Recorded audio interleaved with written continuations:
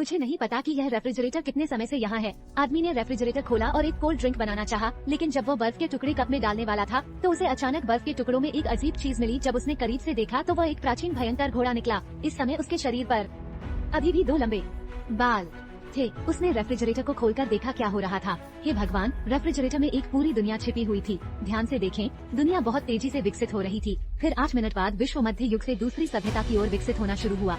इस समय विश्व के विकास की गति एक स्थिर धारा के साथ बढ़ती जा रही थी। जब कैमरा जमीन से ऊपर उठ रहा था तो ऐसा लगा जैसे समय स्थिर हो गया हो। उन्होंने 2 वैज्ञानिकों को एक ऊंची इमारत पर अपने आदर्शों के बारे में बात करते हुए देखा। रेफ्रिजरेटर पर पलक झपकते ही उन्हें पता ही नहीं चला कि कितना समय बीत गया। दोनों रेफ्रिजरेटर के सामने खड़े थे। अचानक आसमान से एक उल्कापिंड गिर गया। वो चौंका, वो शांत हो गया। लोगों ने फिर से रेफ्रिजरेटर की ओर देखा और उल्कापिंड से दुनिया नष्ट हो गई। अंत में केवल एक मशरूम बादल हवा में तैरता रहा। महिला के पास रेफ्रिजरेटर का दरवाजा बंद करने के अलावा कोई विकल्प नहीं था। हताशा में जल्द ही वो रात के खाने के लिए पहुंची। समय कम था, लेकिन उस आदमी को कोई भूख नहीं थी, क्योंकि वो ये देखना चाहता था कि रेफ्रिजरेटर में दुनिया कैसी चल रही है। इस बार दोनों अंततः रेफ्रिजरेटर खोलने से खुद को रोक नहीं सके। वे खुशी से हंसे। ये पता चला कि अभी मानव सभ्यता विलुप्त नहीं हुई थी। उन्होंने न केवल उपग्रह का पता लगाने वाला स्टेशन पाया और पूरी दुनिया को और अधिक विकसित किया।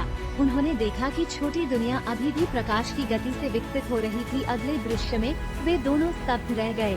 बाहर उड़ते हुए तारे उन्हें आश्चर्यचकित और खुश कर गए, लेकिन कुछ मोड़ों के बाद वे वापस रेफ्रिजरेटर की ओर उड़ गए। प्रकाश, अचानक प्रकाश की गेंद तुरंत गायब हो गई। ये पता चला कि इस बार आदमी फिर से नाखुश लग रहा था और सीधे प्लग को अनप्लग कर दिया और उन दोनों ने इस तरह एक लंबी रात बिताई।